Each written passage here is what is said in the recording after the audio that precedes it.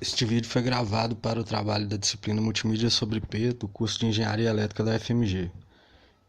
A aplicação escolhida foi o Twitch TV. Nesse trabalho, primeiro será feita uma apresentação sobre a plataforma, explicando o que é e como ela é utilizada. Em seguida é feita uma análise das tecnologias de rede utilizadas pelo Twitch. Por fim, são tratados alguns aspectos básicos sobre a tecnologia multimídia utilizada, no caso o H264. O Twitch é uma plataforma online de stream de vídeo com foco em jogos digitais. Nele são realizadas transmissões de, por exemplo, grandes campeonatos de esportes. Além disso, qualquer pessoa pode também se cadastrar como streamer e fazer uma transmissão enquanto ela joga. A plataforma se desenvolveu e hoje possui outras categorias além de jogos, como por exemplo música, arte e culinária.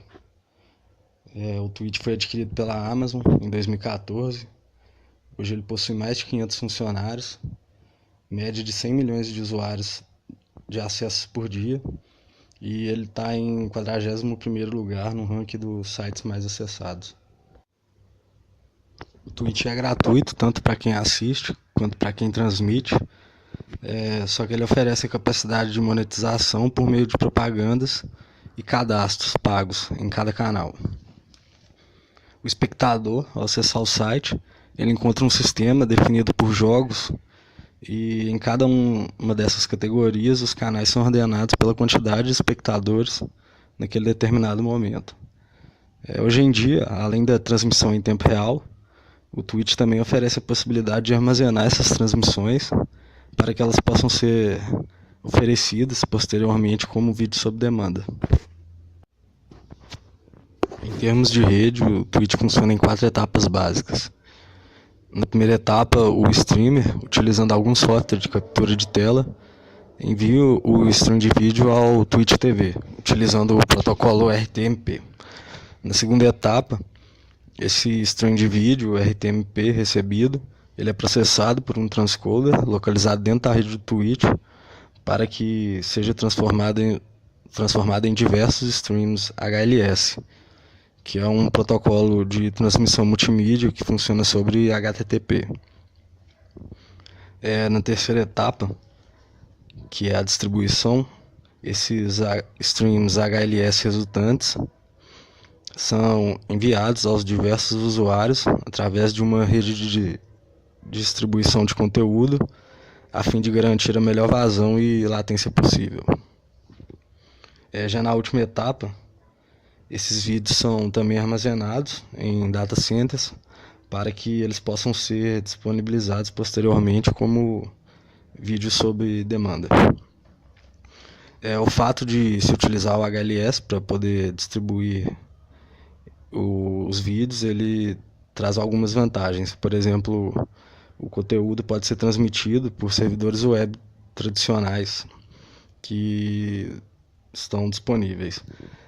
E além disso, esse conteúdo pode ser codificado e comprimido em diversos níveis, o que permite a transmissão adaptativa de acordo com as condições da rede no momento. O Twitch indica a quem for transmitir utilizar o H264 para codificação de vídeo. Então, nesse trabalho serão tratados alguns aspectos básicos dessa codificação. O H264 é parte do MPEG-4, em específico é a parte do padrão que lida com a codificação de vídeo. E ele foi desenvolvido com 3 objetivos principais em mente. Primeiro, ele tenta garantir uma maior eficiência de compressão, conseguindo taxas melhores. Em segundo lugar, ele pretende dar suporte para algumas aplicações de vídeo, como por exemplo, videoconferência, armazenamento em mídia física, como DVDs. E por último, ele também tenta ter uma maior confiabilidade. O H264, na verdade, ele é bem parecido com os seus antecessores, como por exemplo o MPEG-1, 2 e o 4, além do H261 e o H263. Todos esses Todas essas técnicas de codificação, elas trabalham com as mesmas etapas básicas, que são a predição, a transformação, quantização e a compressão dos dados resultantes. O que diferencia o H264 dos seus antecessores são alguns detalhes em cada uma dessas etapas e também a presença de um filtro como um novo componente no sistema de codificação. Então, sendo assim, alguns conceitos básicos dessas etapas que eu citei, elas serão tratadas aqui nesse trabalho, além de uma visão geral também sobre as ideias de codificação de vídeo. Um vídeo é uma sequência de frames, como mostrado nessa figura. Então, as técnicas de codificação de vídeo, elas se baseiam, em geral, em dois conceitos principais, que é eliminar a redundância espacial e temporal. A redundância espacial, ela ocorre dentro de um mesmo frame, e ela está ligada ao fato dos pixels estarem fortemente relacionados com os outros pixels adjacentes a ele.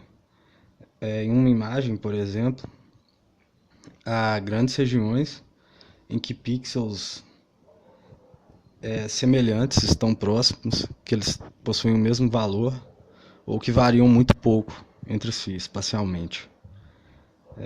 Além disso, as grandes variações ocorrem nas bordas dos objetos contidos na imagem.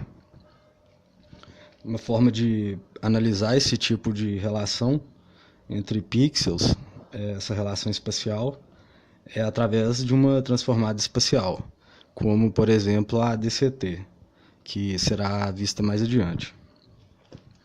Já a redundância temporal, ela decorre de que em um vídeo normalmente não há grandes variações entre as imagens contidas em frames adjacentes.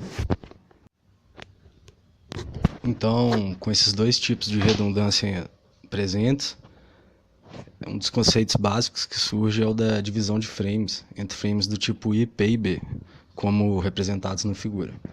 Frames do tipo I, chamados de intraframes, são aqueles que são codificados independentemente de qualquer outro frame. Ou seja, eles fazem uso da redundância espacial para poder reduzir o tamanho dos dados. Esse é o caso, por exemplo, do primeiro frame de um vídeo, ou então de frames adjacentes que possuem pouca relação entre si, como, por exemplo, num filme, uma mudança de cena. Já os frames do tipo F, chamados interframes, são aqueles codificados a partir da diferença entre o frame atual e os anteriores. Nesse caso, a codificação ela é dependente dos outros frames e ela faz uso da eliminação da redundância temporal para poder comprimir os dados. Essa ideia também ela pode ser estendida para a dependência não só dos frames anteriores, mas também dos frames sucessores, que dá origem aos frames do tipo B, de bidirecional. Isso é possível porque o codificador ele tem acesso aos dados originais, ao vídeo original, né? E a ordem dos frames codificados ela não necessariamente precisa ser a mesma ordem que eles serão exibidos, desde que haja algum tipo de timestamp associado que permita ao decodificador organizá-los na ordem de execução correta. Na realidade, a maior parte dos frames em um vídeo codificado são do tipo B. Entretanto, há de se tomar cuidado com... É necessário introduzir frames do tipo I ocasionalmente, porque a codificação por predição ela introduz erros que acompanham todo o processo. Outro conceito que é fundamental no H264, que também está presente desde o MPEG-1, são os macroblocos, que são representados nessa figura. O frame original do vídeo ele é decomposto em três componentes. Um de luminância, que representa a intensidade do brilho da imagem, do frame, e dois componentes de crominância, que contém informação sobre a cor da imagem. Para a luminância, Um macrobloco ele é um fragmento de 16 por 16 pixels, que na verdade dá origem a 4 macroblocos de 8 por 8 pixels. Já para as duas componentes de crominância correspondentes, são extraídos 2 macroblocos de 8 por 8 pixels. Esses blocos de crominância eles são menores porque eles são amostrados do frame original com a metade da frequência de amostragem da luminância. Isso é porque a visão humana ela não é tão sensível a variações na crominância como ela é a variações da luminância. Isso aí já permite reduzir um pouco o tamanho dos dados pela subamostragem. A compressão desses macroblocos envolve aplicar DCT em cada um deles, em seguida quantizar e por fim codificar os valores resultantes. A DCT é utilizada de uma maneira semelhante àquela que é feita pelo JPEG. Algumas razões para se usar a DCT ao invés de outras transformadas é que ela possui uma boa performance e ela não assume nada sobre os dados, como por exemplo a DFT requer que os dados sejam periódicos. O principal motivo para se usar uma transformada como essa num esquema de codificação é poder concentrar toda a informação que é relevante, ou seja, a informação sobre a baixa frequência espacial, que é onde os pixels adjacentes possuem uma alta relação, no mesmo fragmento da matriz. Na imagem, por exemplo, é mostrado a equação para o cálculo desses coeficientes da DCT em um exemplo com um macrobloco de 8 por 8 pixels. Nessa imagem é mostrado o resultado da aplicação da DCT a uma matriz em que os valores são altamente relacionados, ou seja, eles têm valores próximos, né? O resultado disso é uma matriz que armazena a maior parte da informação representada pelos valores maiores nos componentes de baixa frequência, que se localizam nas posições da matriz que possuem os menores índices, ou seja, na esquerda e para cima.